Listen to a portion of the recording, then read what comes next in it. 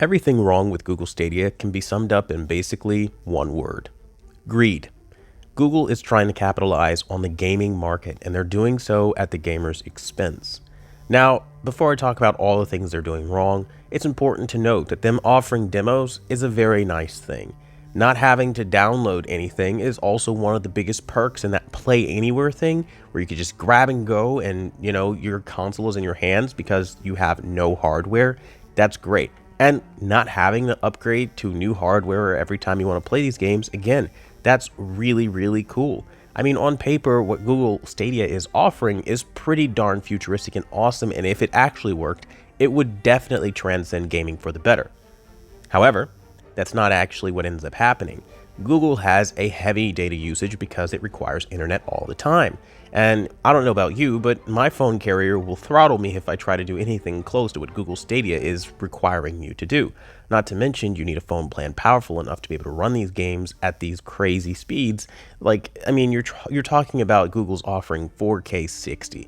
You're not getting 4K 60 if you don't have a Bruce Wayne level internet connection. And that is not being mentioned fairly. Not to mention people who have gotten into Stadia have shown time and time again that there are latency issues. There's times where, again, because of your internet connection, you're just not able to play the game at all. And I don't know about you, but I don't want to be in the middle of a game, and because my Wi-Fi went out, like Wi-Fi tends to do almost anywhere in the world, it goes out, goes back in. It's just a thing that these companies don't have nailed down yet, right? And so with that as the case, you're in the middle of your game and you can't play anything. You're like tethered to an online connection 100% of the time if you want to have fun.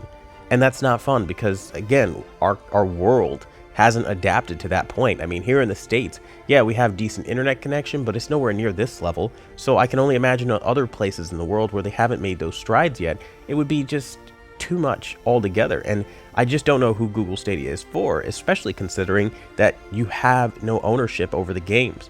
All we're doing when we buy off of online or digital stores, which is why I hate digital gaming, is giving the company, money to source you a code or a key for this game.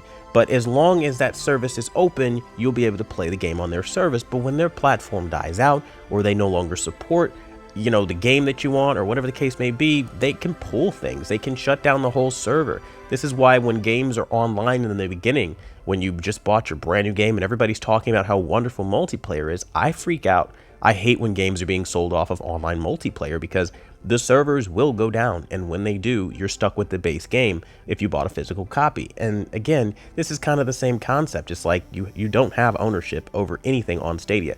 And Stadia is even more of a risk than Steam and Xbox and Sony, who have been around now for years, proving that their service isn't really going anywhere. Where Google, they just started, and it's already not looking good because people aren't adopting the platform.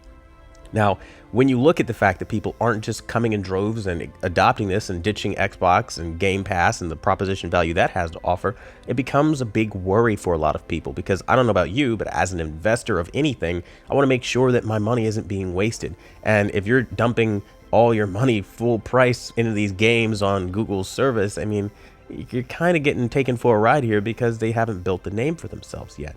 And I don't know about you, but that whole lag thing that you run into, again, based off of internet connection, it's just going to ruin the online matchmaking process. Not to mention the fact that you have heavy hitters like mobile. Mobile gaming still exists. I know Google doesn't want to acknowledge it, but the fact is, if you really are that dedicated to gaming on the go, you could literally just pick up your phone, you have a controller for your phone that you could use, and you're good to go. Or you can just download Xbox Game Pass at the house, use your pre-existing library, not have to pay for anything all over again, and then you're good to go. I literally don't understand why Google is being so greedy that they want full price for these really, really old games. But what I can tell you is that Google Stadia has a problem, and greed is it. They're trying too much too soon. They're trying to piggyback off of the consumer willing enough to do these things for them, and I just don't see it as a worthy investment. Honestly, in 2020, you can buy yourself a gaming machine for a lot less money than the entry price of a Google Stadia subscription and games. And honestly, why wouldn't you just do that? Me personally, as a PC gamer, I'm very comfortable on Steam. Steam's been around for many years now, and I have no issues or worry that that platform's going away. But with Google and seeing their track record of pulling things that are popular, even like Google Hangouts, it makes me feel like it's just a matter of time. But that being said, I'd love to hear what you have to say on this. Do you think this is just overblown? Google is fine? And if you're a fan of Stadia, I genuinely want to know why. Thank you for watching the #1 brand in honesty, and until the next video.